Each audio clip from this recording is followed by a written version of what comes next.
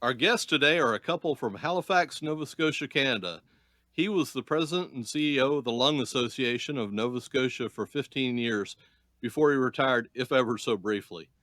Prior to that, he was the Atlantic Area Director of the Management Resource Center for the YMCA. Since 2008, he has been involved with CARP, Canada's largest advocacy association for older Canadians, serving as vice chair on the board of directors as well as the current COO. She had a long and successful career as both an insurance underwriter and in house financial counsel. She is currently the artistic director on the executive board of the Theatre Arts Guild, Canada's oldest continuing operating theatre company, as well as the treasurer of the Serving Seniors Alliance Cooperative. Together, they have run a psychic entertainment company called Mind Miracles for over 50 years, and most recently have started Nordic Walking Nova Scotia. It was for this that they won the prestigious 2019 WISE 50 over 50 award. Without further ado, Bill and Esther VanGorder. Hi, Hi, good to Greg. be here. I'm glad you could be here. Bill and Esther, can you take a few moments and fill in the gaps from that intro and bring us up to speed with what's going on in your world? What was supposed to have been kind of an in-retirement part-time gig for Bill has become a full-time gig for both of us now. Nordic Walking has become extremely popular, and even though we thought the pandemic would pretty much knock the business out of the water, it's actually done the opposite, because the one thing that people can keep on doing no matter what is getting outside and walking. That's great. Now, Esther, I believe you coined the phrase retirement fail. That's what she calls me. Yeah. You want to elaborate just a little bit on that? Well, Bill's tried to retire 4 times now. The first time when he retired from the Lung Association, it lasted about 3 months. And then he got into doing some consulting and some public speaking, and then he decided to retire again, and then he got into the human resources business. And then Nordic Walking came along, and now he's gone back to work full-time with CARP. So it's kind of like taking home a little kitten and to look after it until it finds its forever home, but keeping it yourself. So, Of course, Esther's done no better than me. Her idea was to retire from the pesky day job and spend a little bit of her time helping me run Nordic Walking. And when I went back to work full time as the chief operating officer for CARP, which is the same as the AARP that a lot of your listeners will know, just the Canadian version. So I'm now the senior staff officer there, and Esther is operating Nordic Walking Nova Scotia full time. So she's a retirement fail too. yeah, I suppose. So, what prompted you both to come out of retirement and start Nordic Walking? Well, I got involved in Nordic Walking. I had been a runner all my fitness life, and my knees started to bother me. And I'd heard about Nordic Walking poles and how they could help give you a full body, low impact workout that wouldn't affect your knees. So I tried it out and started to enjoy it. And then, by very good fortune, Esther and I met the late Dr. Klaus Schwanbeck, who was the German former Olympic coach who actually brought Nordic Walking to North America, initially to Toronto, Canada, and to Miami, Florida, where he got groups starting. We met him. He taught us how to walk properly. We had not learned well the technique, being self-taught.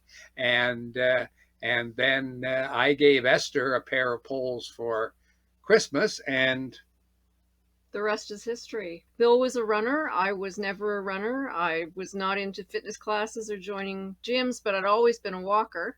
Walked dogs when I was a kid, and that was my form of keeping in shape. So when he gave me the poles, it was just perfect for me. So Klaus then asked us if said he really wanted to get more instructors trained in Atlantic, Canada. He trained us as instructors, and then we became instructor trainers under his guidance, and now we do all the instructor training for the 4 provinces in Atlantic Canada, certify those instructors.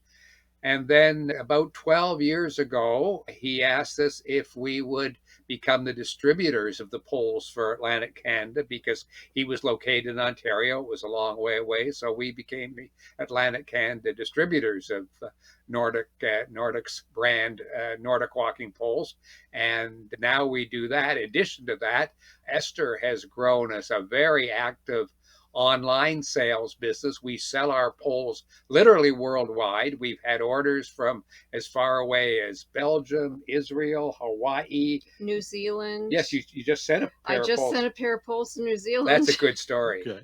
Yeah, the lady got in touch and back and forth by email, and we told her where she could get them in New Zealand rather than pay the shipping costs, which were almost as much as the poles themselves from Canada to New Zealand. And she decided that no, she liked ours, mainly because they were blue.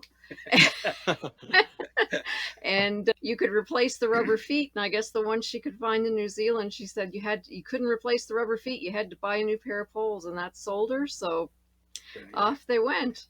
We have found just a tremendous growing interest and understanding.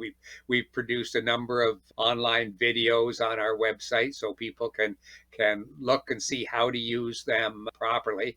Also allows us to explain that these are not hiking or trekking poles, Nordic walking poles.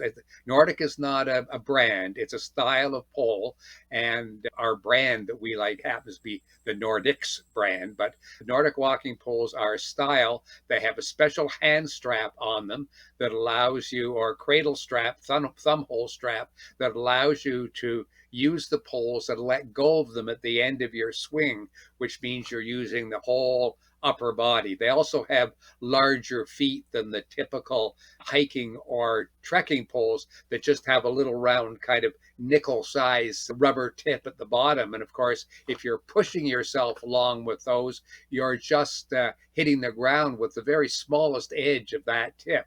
Whereas Nordic feet are made like a little rubber foot itself, as only with the toes facing backwards, and they gain contact with the ground about 1 inch by 2 inches the entire time you're walking.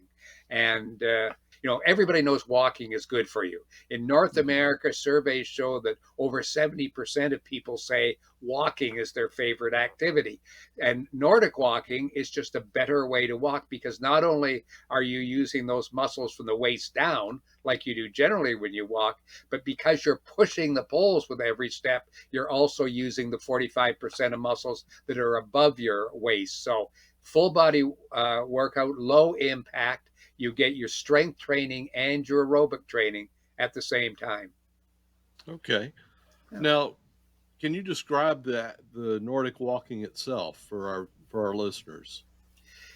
Well, Nordic walking was originally invented in Finland by the National Cross Country Ski Team as summer training for their elite athletes.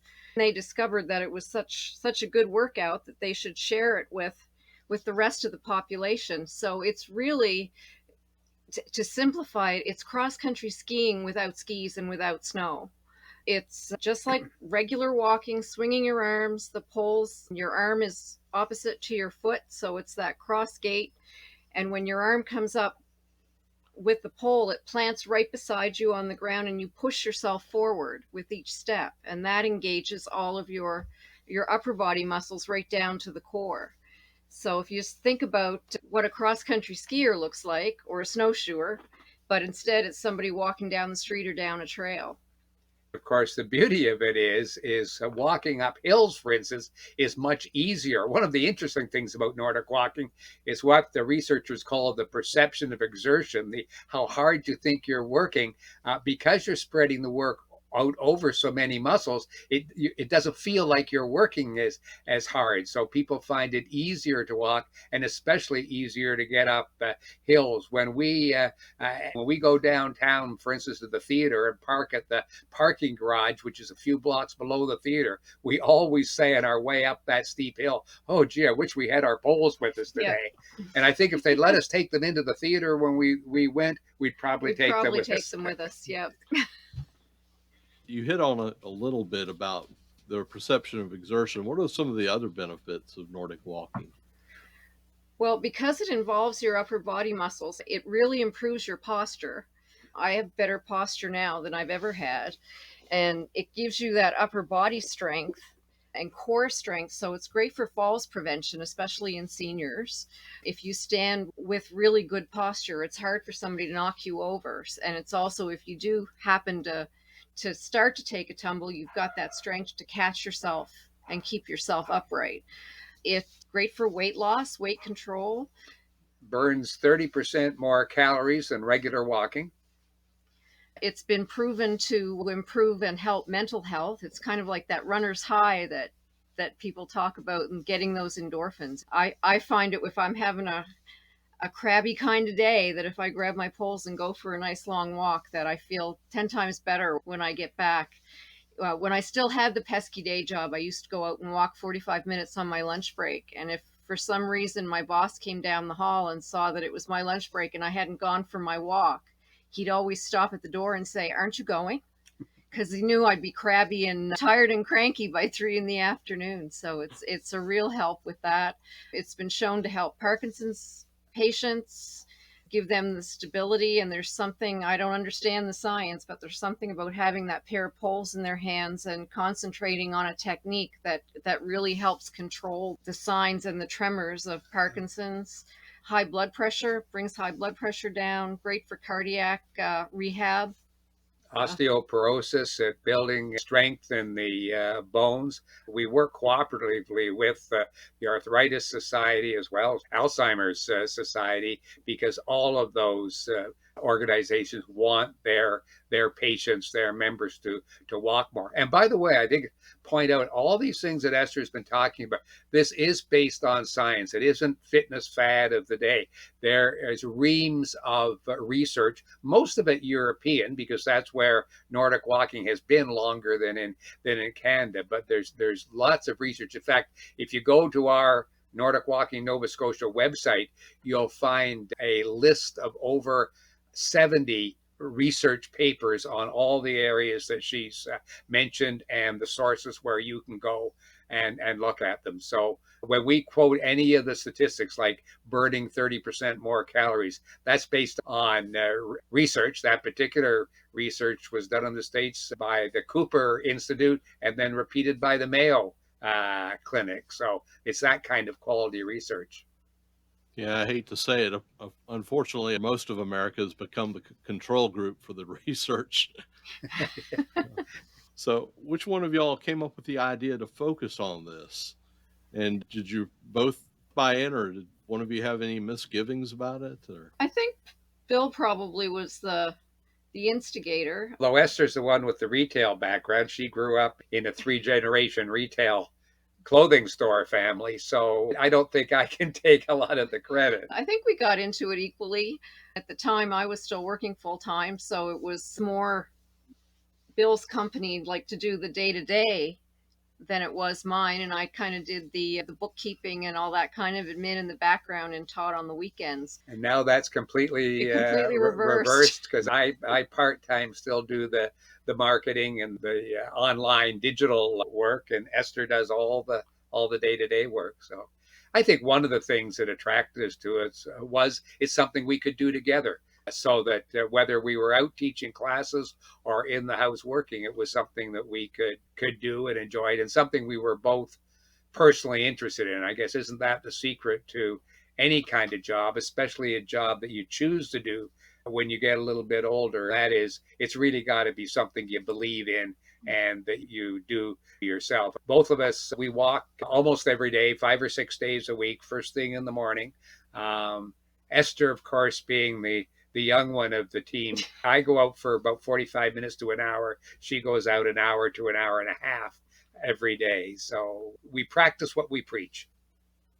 Yeah, y'all are both in great shape. I'm 30 years younger than you, sir, and you are in better shape than I am right now. Well, I can tell you, because I'm editing that part out of the podcast. I was a runner and ran marathons 40 years ago. I'm actually in better total shape now than I was then. I had great cardio and great leg strength in those days, but I was a one-speed runner. My marathons were around 340, which for anybody who knows those, that's really middle of the pack kind of running. And now, because of the upper body work that I'm getting and the more regular steps that I'm putting in every week, overall, I'm in better shape now than I was when I was your age. Okay. So there's still time for you. Yes, there is. We're gonna make it a better time. Good. Personally, it gets better as you go on. Believe me. Yeah. It does. So, yeah, I never had upper body strength. I mean, I walked a lot, but couldn't lift things, couldn't carry things, and now we argue over who brings the big boxes of poles in from the car when they come from the post office. I'm just showing off for the neighbors. That's really. right. Exactly. What all does Nordic Walking Nova Scotia encompass as far as your business model? We sell the poles directly. We also sell them through sub-distributors and instructors. We also have retail outlets that we supply the poles to around Atlantic Canada. As you know, we're talking the 4 provinces, and we've got people working in the North. Their own little Nordic businesses right across all 4 Atlantic provinces. Esther does the online sales too.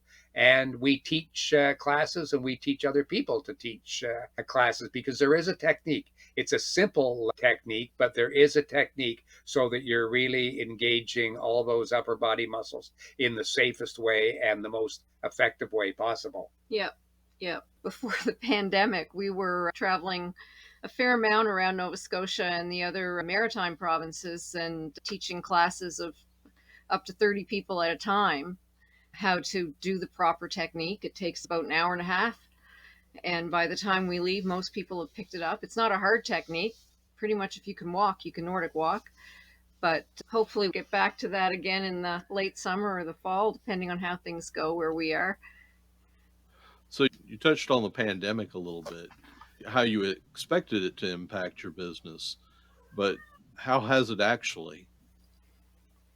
We've had the best 12 months that we've had in 12 years.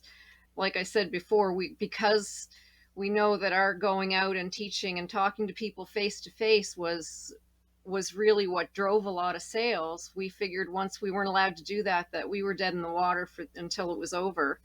But what happened is that people still wanted to get out and exercise, and the gyms were closed and the group activities weren't happening, so they could get out and walk. Nordic Walking just gave them that extra workout. It's become very popular with seniors.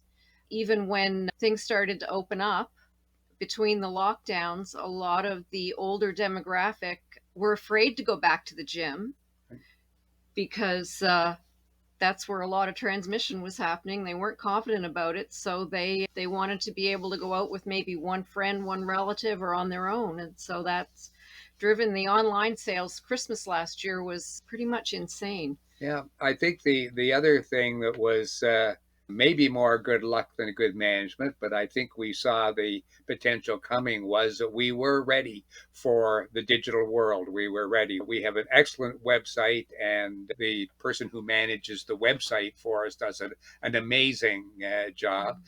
We were familiar and knew how to produce our own videos and do our own instruction. I'd spent my career in not-for-profits. I'm a certified fundraising director, and although I don't do fundraising anymore, thank goodness, because that's tougher all the time, I do know about that kind of sales. And I was surprised, and I think it's one of the reasons that I've enjoyed the business part so much. I never realized how close marketing in terms of fundraising was to marketing in terms of actual sales. The difference is when we're successful, when it's your own business, you actually get to reap the rewards. Whereas you're doing fundraising, somebody else is getting the eventual rewards of your work. Of course, wonderful thing to be doing, but that immediate response. And one of the things I find about a lot of people getting into this kind of business is if they've been in a field like not-for-profit or perhaps government, something like that, where they didn't personally get the feedback or the response if they did or good or bad. They just tried to do their job to keep their boss happy. When you're running your own business, if you do something right, you get the reward. If you don't, you know it right away. And there's no excuses and no hiding from it. And we like that kind of immediate reaction and response. I'm not sure everybody does, but I think that's what's driven us in a lot of ways.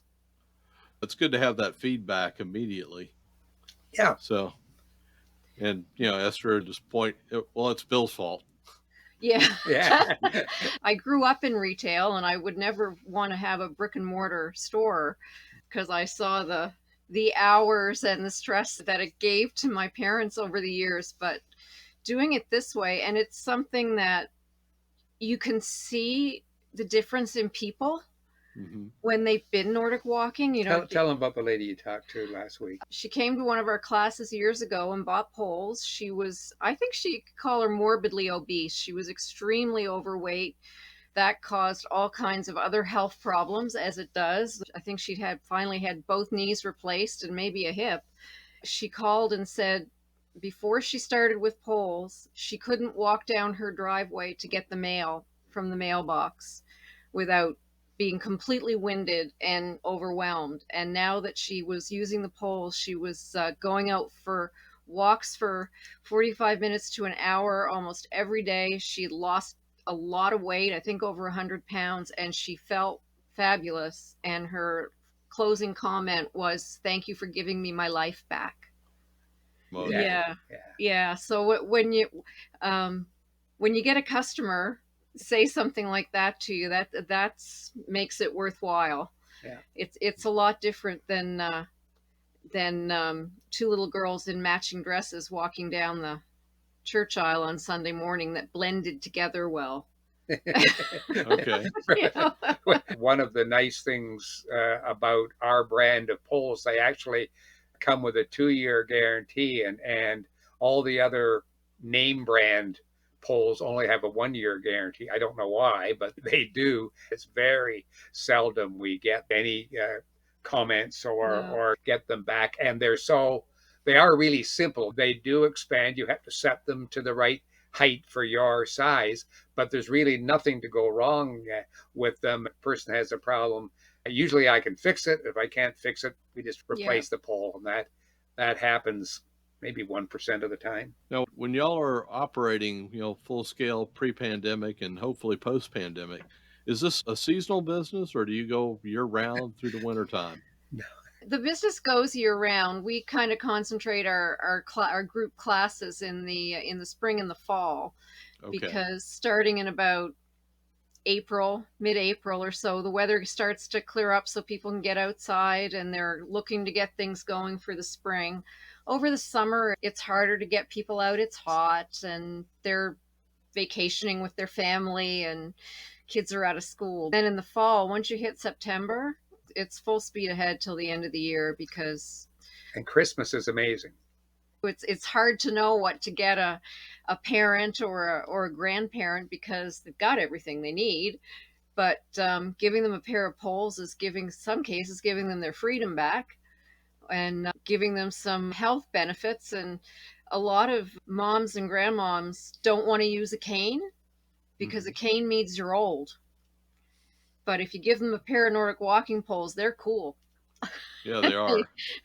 So they'll use them even if they think, well, I don't need anything to help me walk. But they're kind of cool around all their friends. So yeah. Okay. So what ages do y'all serve or target? What is the general range? It's women from about 35 to 55 is kind of the largest demographic right now. But it's also very popular with seniors because it's keeping them mobile and active. But we also have about a dozen schools just in Nova Scotia that have classroom sets for the elementary schools, because kids can do it too. If the kids start to get rangy in the classroom, they don't need to book the gym. They don't need to get the phys ed teacher. The teacher just gets them all outside, gives them a pair of poles, and they walk around school a few times. You don't need any special equipment beyond the poles. And what we've heard is that it's one of the few things that a lot of teenage girls will do because they don't want to get hot and sweaty. They don't want to mess up their hair or wreck their nails. But this is just, an excuse to go out and walk and chat with their friends.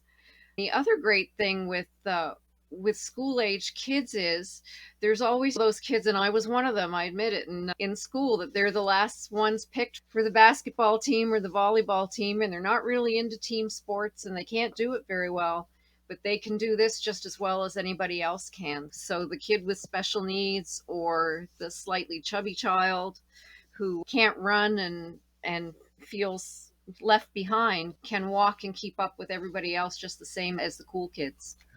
Now, was that something that y'all were instrumental in getting into the schools? Well, we were, and we were very fortunate when we first got started in this. One of our very good friends was still teaching school, and Jamie and his wife became Nordic instructors. So I had Jamie, because I don't have as much patience with kids as he does.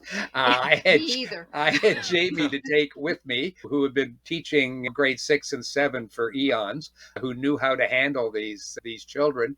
Then a friend of his was a school principal who also became and still is one of our instructors and looks after the northern part of the province. With their kind of connections and expertise, the school business really did increase.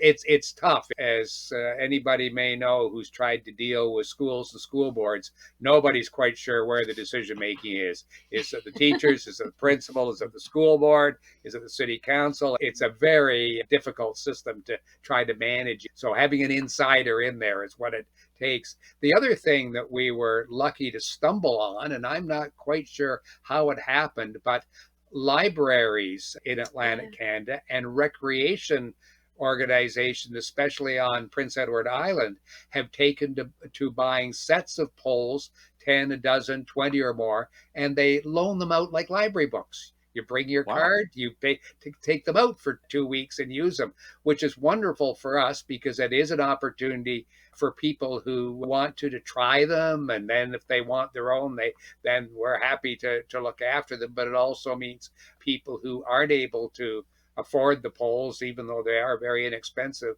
can't afford them right now, are able to access them or borrow them through those groups. A basic set of poles for the whole set, for everything you need, the straps, the feet, even a bag to carry them in, is about $60 US.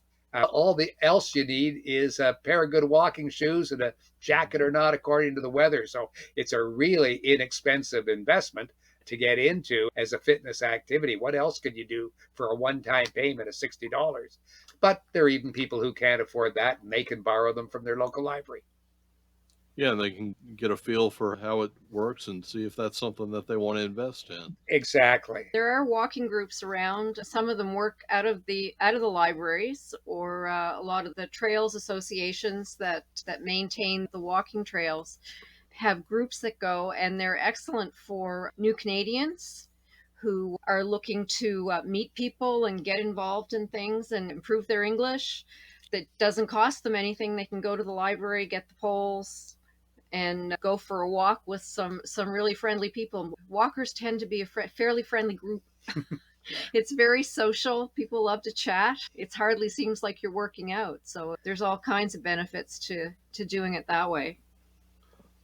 So going back to a previous question, with your business, y'all don't charge for the actual instruction unless you're getting a certification, or is that incorrect?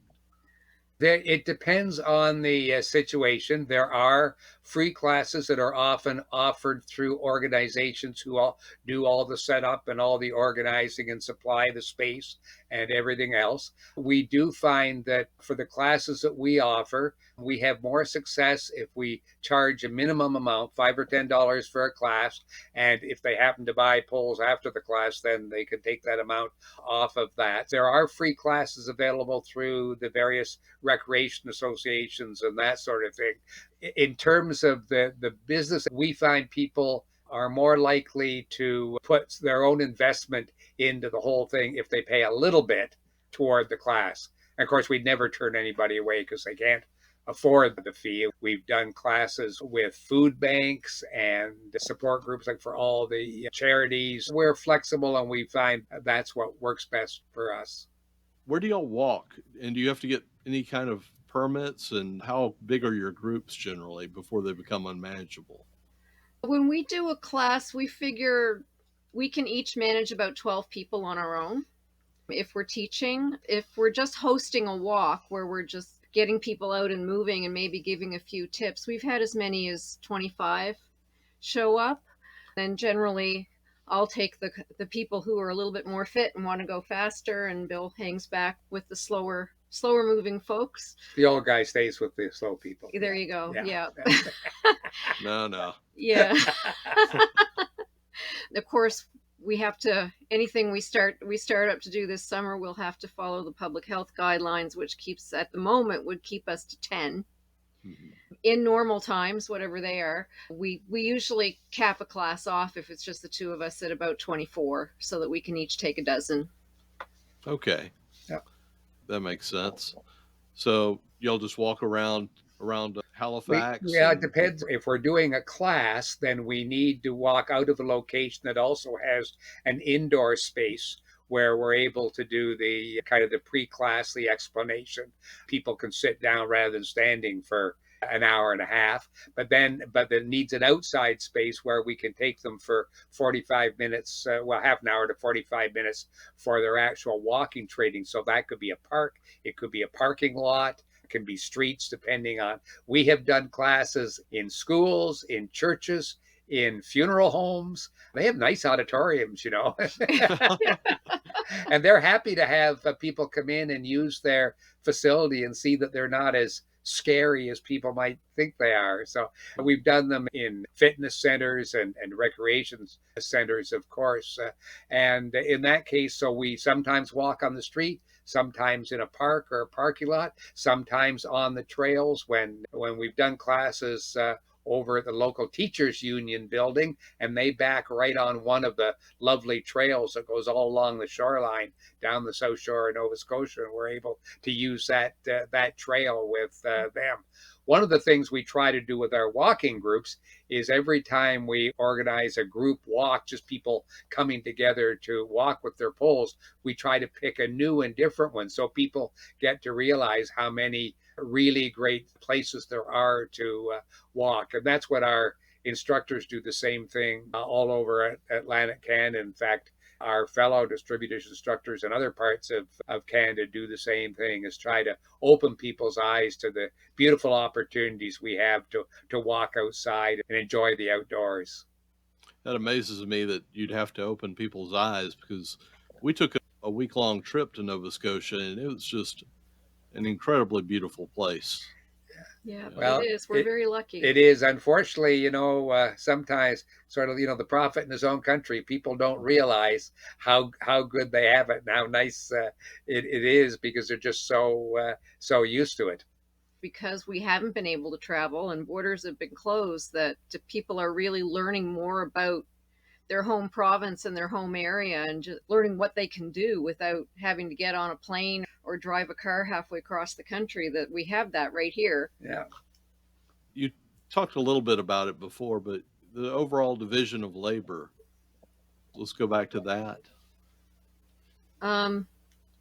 As it currently stands? As it currently stands, I'm kind of the front-facing one, I guess. I do all the phone calls and the sales over the phone and the internet sales. Bill's more in the background now. He's the social media marketing expert. I don't know a whole lot about that, but he does most of the marketing.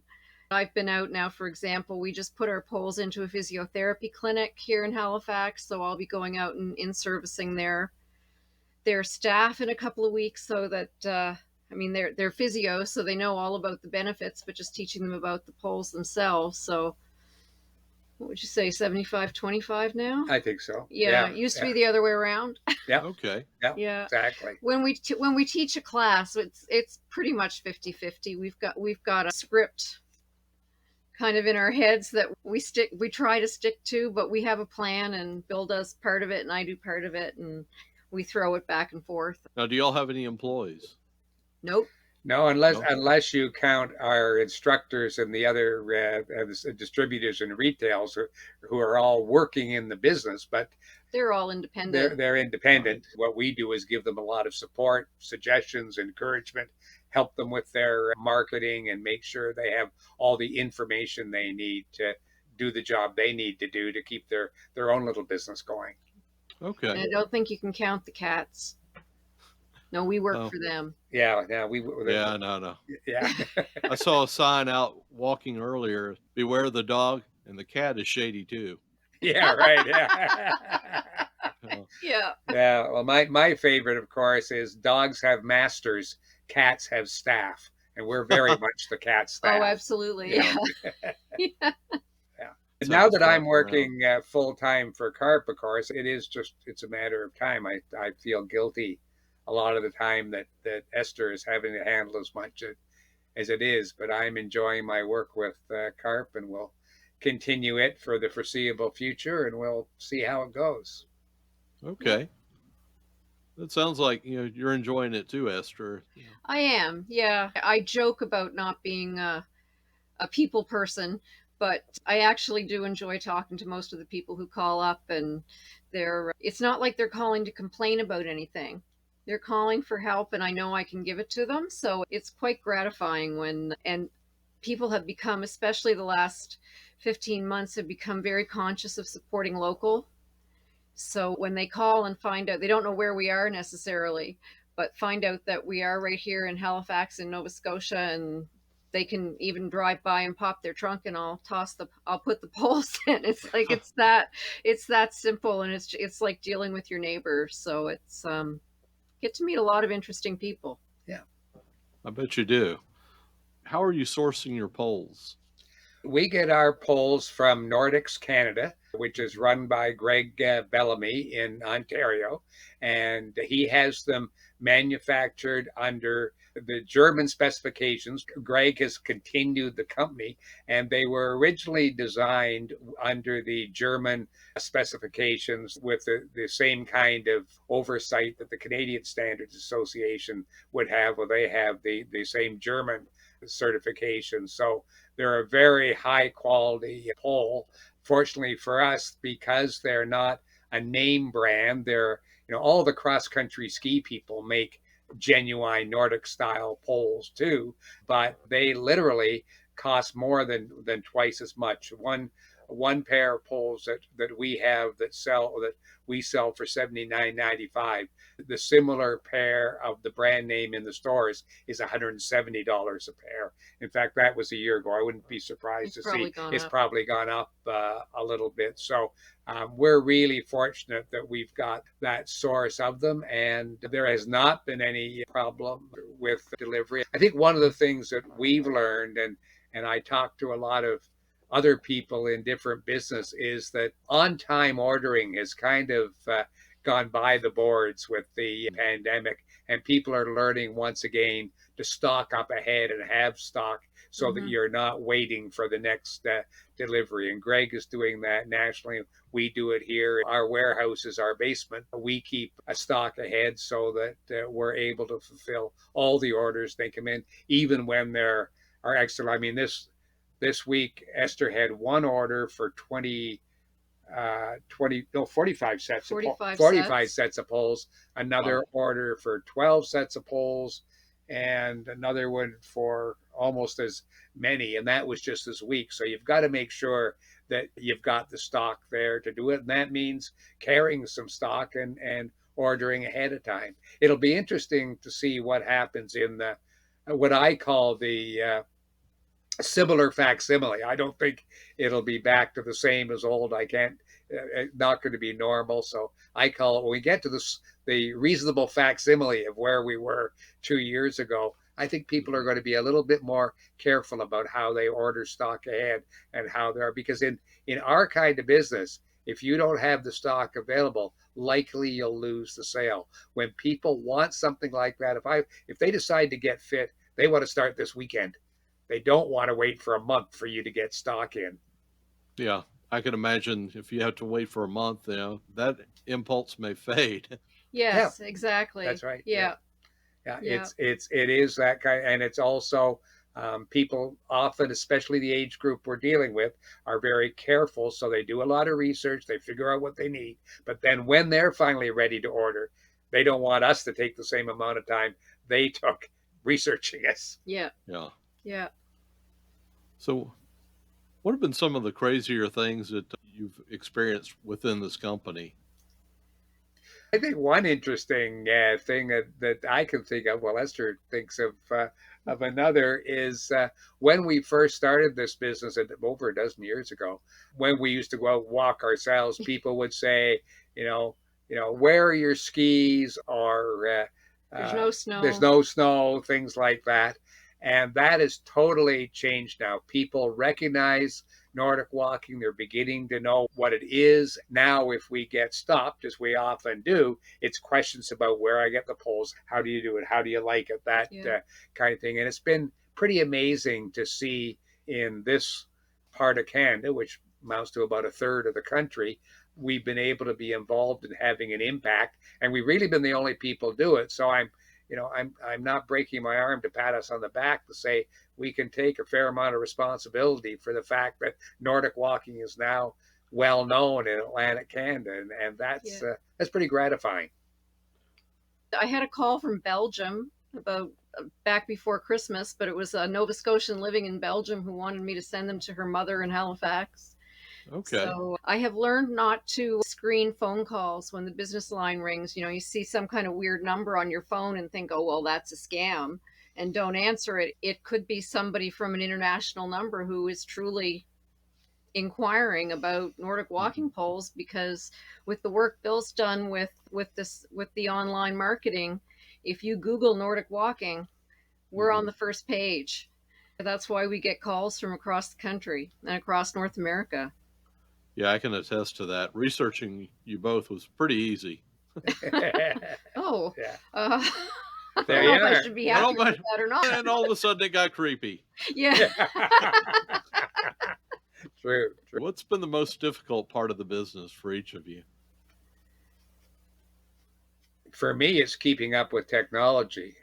I've always been fairly technically savvy, but I have had to learn to do things that I never thought, in my 70s that I'd be thinking about learning. I can manage all the apps and online, YouTube, Twitter, Facebook, Instagram, all those things we use, and we use them from a marketing point of view, not a personal communication with friends point of view. I've learned how to make and edit our own videos. I have a little radio studio that I put up here in the corner with sound deadening around it when I do, because I do online radio commercials from here. So learning how to do all those things has been a challenge, and although I enjoy learning, I find that whole area changes all the time, as I'm sure you're finding. So you can never rest and think that you know it all or have all the information. For me, it was, I mean, not so much now, but when we first started, I'm very much a background person. So any work that we do in theater, I'm behind the scenes. I'm not out there on stage with being an actor. And so just being able to get up in front of a group of people and teach, because I'm not a trained teacher. I've trained people before, but generally, like in a work situation, when you have somebody sitting beside you at the desk and you say, well, you look this up here and you push that button or whatever. But I'm used to it now. But I think it probably took about a year till I was completely comfortable in handling the questions and being able to deflect anyone who had a counter opinion. So, do you feel like the market is saturated yet, or is there room for other people to enter the Nordic walking space? Oh, I think so. Absolutely. Yeah, I Yeah. mean, we cover Atlantic Canada, but it's a big area, and because it's such a personal thing, it's not possible for us to get everywhere No. and travel everywhere, even when there is no pandemic. Like we were still having trouble getting to all the places where people wanted us to get to. So yeah, there's lots of room in all kinds of places for people. And there's room across the country and across North America too, for sure. Nordic walking is catching on in other parts of Canada, but not everywhere. There's still large chunks that are unserviced. And in the States, there's a few areas, California, Florida, a little bit upper New York State, a fair amount of Nordic walking going on, but a lot of the country has not discovered it yet. One of the things that's easy about getting people interested in Nordic walking is when they try it, when they see it, and when they understand the very basic business of when you walk with Nordic poles, you're using those upper body muscles. And so you're getting twice the benefits because all the good stuff happens in the big muscles. Once they get that idea, then they understand and they pick it up right away. So I'm sure it's going to continue to grow. One of the interesting things is often when we do classes, we have a couple will come, and obviously the guy is there because he drove his wife and she wanted to come. So he's sitting there and he's kind of sitting there with his arms crossed and he's just not going to be interested at all. And as they hear our very simple introduction about what it's all about, then all of a sudden he's kind of relaxing like this and then looking and taking it in. And by the end of the class, and I'm not exaggerating, invariably, the two of them will come up and she'll say, "Oh, I'm thinking I might get a set of poles." And he's saying, "Oh yeah, you should, and I'll get some too." And he's totally turned around, and she's being the one that's a little bit hesitant. And it's because they understand, and it's so simple. As we say we're doing the class, it's hard to understand why it's taken 30 years for this to get to North America and begin to grow. It's huge in Europe. 20% of the population in Northern European and Scandinavian countries walk regularly with Nordic style poles. In fact, we've been over there. If you're walking on a trail and you don't have Nordic poles, somebody will stop you and say, "Who stole your poles?" Because that's the way people walk. It's not the same here yet in North America, but it'll change. People will understand what a great opportunity at all. Because as I said in the beginning, 70% of the people and more in surveys say that walking is their favorite form of exercise. So Nordic walking is just a better way to walk. So what will one do if they wanted to start a Nordic walking fitness company in their city? Do y'all offer any franchising or? Yeah, we could arrange that. We would work with them and work with Greg, who has Nordics Canada, and get them set up and get them going. And it's not an expensive investment for people who want to get into it. In fact, the investment that a person makes is covered by their retail income from the poles that they originally get. So there's no upfront or annual fees. Once you're involved in doing it and you're properly trained to do it, then you buy the poles at wholesale and sell them at retail, and that's where your points are in it. So yes, we'd be happy to talk to anyone who's interested in pursuing it further. Yeah, we'll get you in the show notes. What other plans do y'all have for Nordic Walking Nova Scotia? Any other merchandising opportunities or expanded locations? We've got instructors, and we'd love to have some more in some of the other parts of Atlantic Canada to be available to teach people and to sell the poles. We'll stick with our one thing that we do really well. And I don't think we're going to suddenly go off into some other fitness equipment. The opportunity for us, and we can be more productive and help more people if we have more instructors and retailers out there doing the direct work with the clients, with the customers in their local community. So for us, our expansion will be by getting more people involved in their own. People like to deal local. No matter where you are, you always want to deal local. They like to deal with somebody who's in their community, in their province. And the more people we can have doing that anywhere in North America, the better it'll be for us, and our business will grow too. Okay. I think I know the answer to this question, but I'm going to ask it anyway. Do y'all have any plans to slow down? No, if he ever slows down, he'll just stop. And I think we're both pretty high energy and have to be doing. And so. Yeah, I have there's no joy for me in the thought of sitting in my rocking chair looking out the front window. Yeah. So I'll always be doing something, and who knows, maybe there'll be maybe there'd be a fifth retirement fail. I don't know what that Who might be next. knows? Let's get ready to wrap this up. So, what's the number one piece of advice that you can give for our listeners?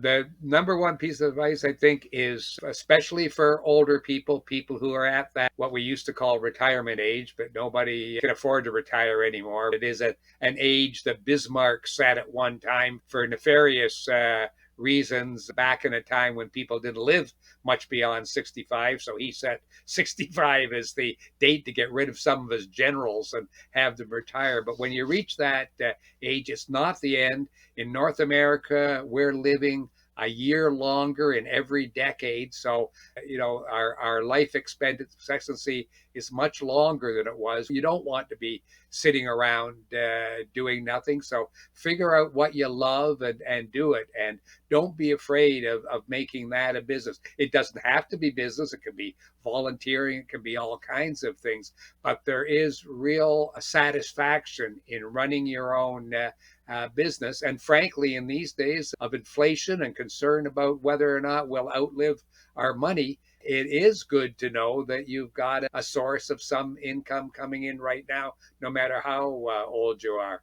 There are lots of organizations who are there to support you and help you learn the new things you have to do to run your own business. So, what's the best way for people to check you out and get in touch with you?